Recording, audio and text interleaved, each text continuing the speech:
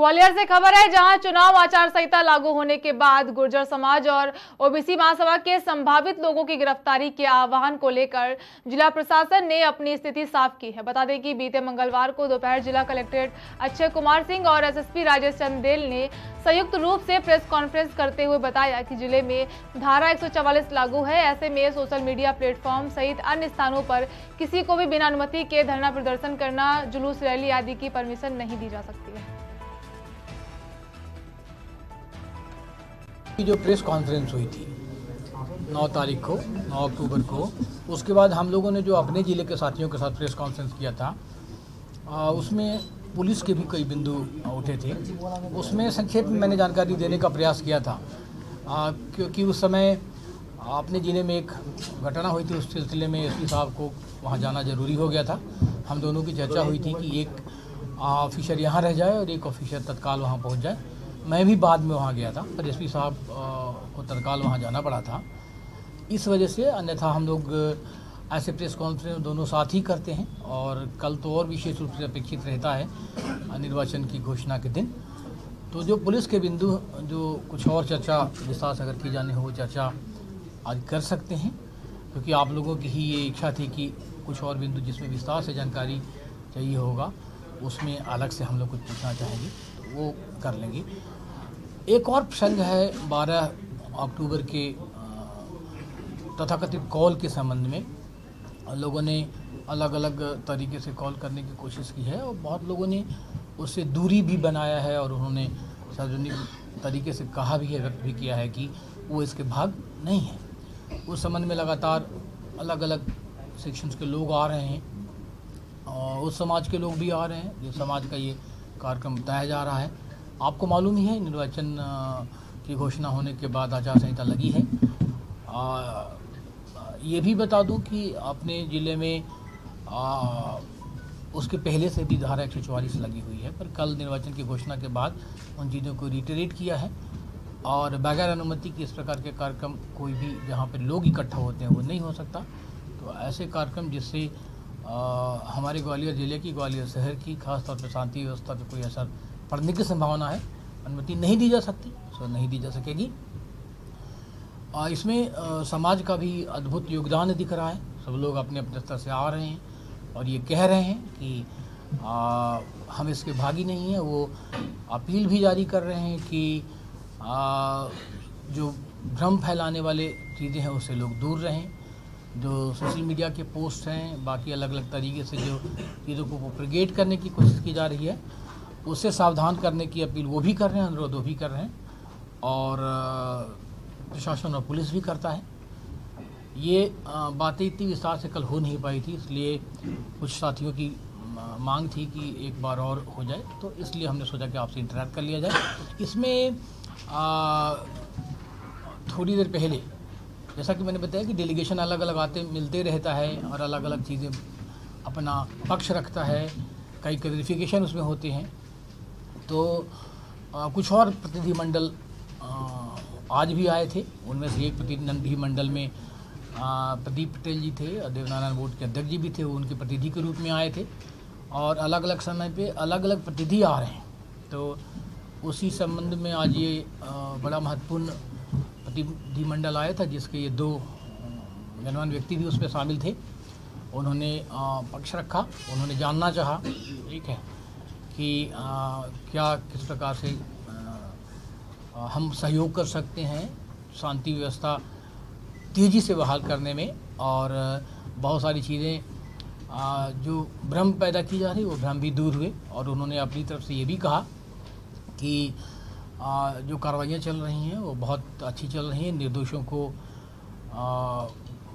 परेशान नहीं होना चाहिए और जो दोषी हैं उनको बख्शा नहीं जाना चाहिए। उसी लाइन पे कार्रवाई भी हो रही है।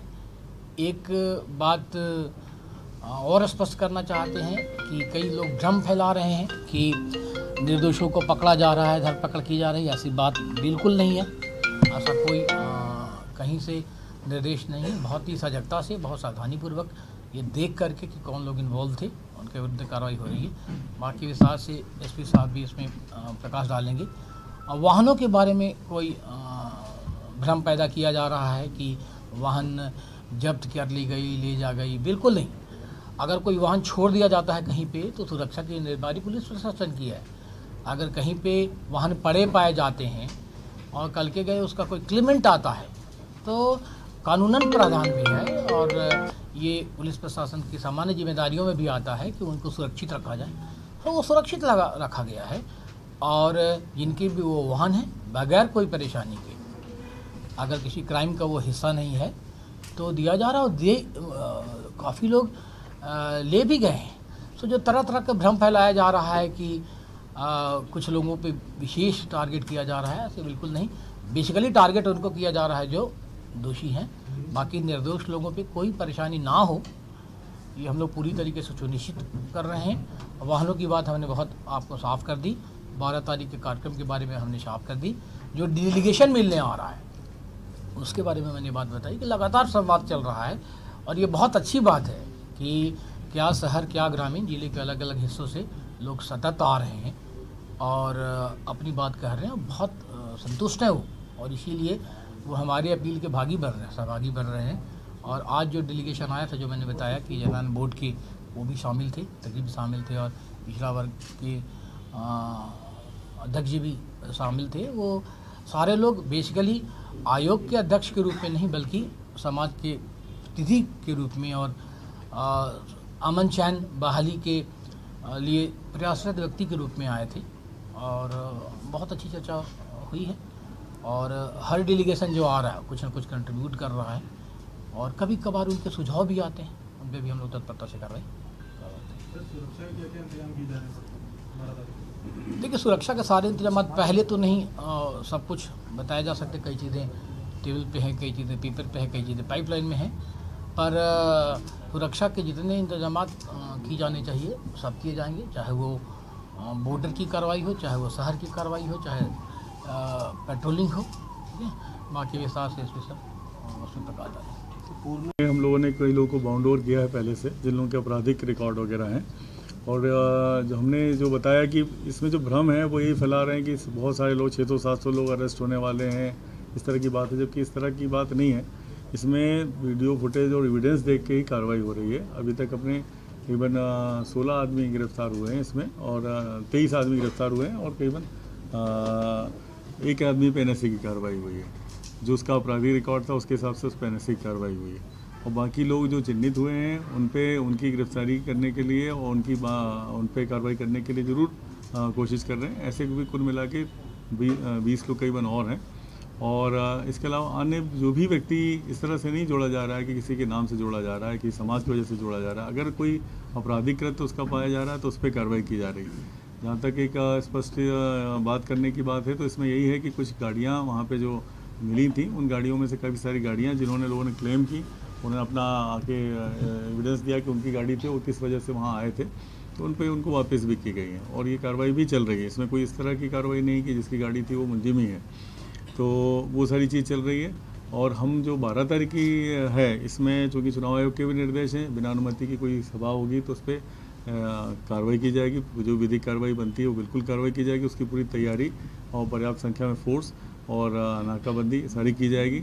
और ये शहर के भी जो हमारे जितने जिम्मेदार लोग हैं, सभी समाजों के और विशेषकर गुर्जर समाज के भी, उनका भी कहना है कि उपद्रव जो इन्होंने किया बहुत लिमिटेड लोग थे और उनके साथ में हमारा समाज नहीं है, और इस तरह का कोई उपद्रव कराएगा तो हम लोग उसके साथ नहीं। सर, ऐसे लोगों को चिन्हित किया जो सोशल मीडिया पर इस तरह का भ्रम प्रचार कर रहे हैं? हाँ, कुछ लोगों को चिन्हित कर रहे हैं और उस पर भी बात कर रहे हैं उनसे, और उन पे भी कार्रवाई करेंगे। सर, ग्रामीण क्षेत्रों से जुड़े हाईवे जो है उसको ब्लॉक कर दिया गया था, तो हाईवे को सुरक्षित रखने के लिए किस तरह की खबर की जाए? इस बार सारे पॉइंट्स लगाए जाएंगे, ताकि पहले से ही पॉइंट्स लगाएं, जो कि आह्वान की बात आ गई है, जानकारी में आई है, तो वो पूरे सारे पॉइंट्स लगाएंगे ताकि शहर में ऐसा ना हो।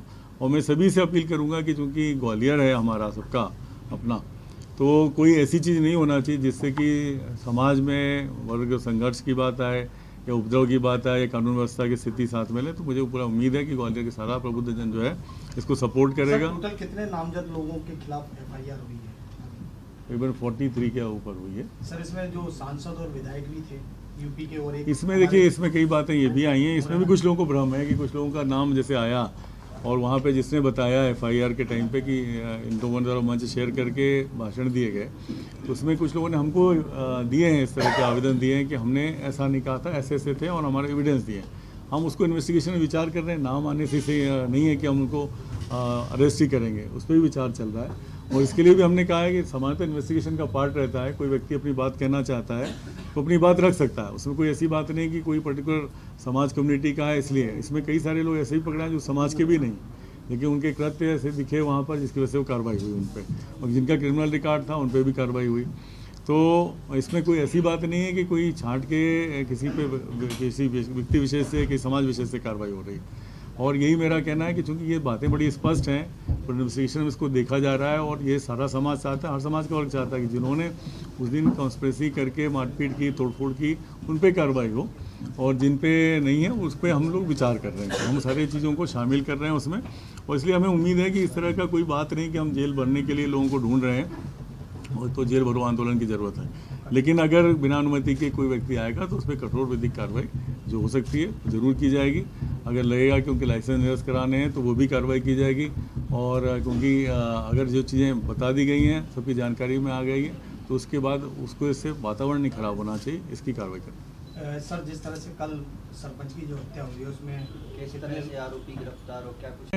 सरपंच की हत्या में बेसिकली इसमें 4 लोगों के नामजद इन्होंने बताया है और फरियादी पक्ष ने, और उसमें कुछ लोग उसमें समझ में भी आ रहे हैं, फुटेज वगैरह भी देखे गए, और टीमें बना के अलग टीमें हमारी पूरे यहाँ पर है, शहर में भी और बाहर भी है, और हमें उम्मीद है हम जल्दी पकड़ लेंगे। क्या सर कुछ इनाम भी घोषित किया है? हाँ, इसमें 5,000 रुपये के इनाम जो नामजद आरोपी हैं उन पर किए गए। सर, एक जो मृतक है उनकी पत्नी द्वारा आरोप लगाए गए एक बीजेपी के नेता पर, तो उसमें कहाँ तक सच्चाई है? देखिए, हमारा अपराध से मतलब है, तो वो अपराध में कोई चीज़ आती है विशेष तो हम उसको देखेंगे। अभी तो ऐसा जो उन्होंने FIR कराई उसमें ऐसी बात नहीं। सर, गाँव की क्या स्थिति है? कल काफी चुनौतीपूर्ण स्थिति, अभी क्या स्थिति है? गाँव में भी शांति है, वहाँ फोर्स है पर्याप्त संख्या में, और व्यवस्था ठीक है, कोई ऐसी विशेष बात नहीं है। कल रात में फ्यूनरल हो गया था उसका, और अभी शांति है। खबरें ऐसी हैं कि कुछ JCB लेकर मकानों में फोड़ गए रात को? नहीं, ऐसा तो नहीं है, कल पर्याप्त संख्या फोर्स था, कल रात में कोई ऐसा कार्रवाई नहीं है। धन्यवाद। जो प्रेस कॉन्फ्रेंस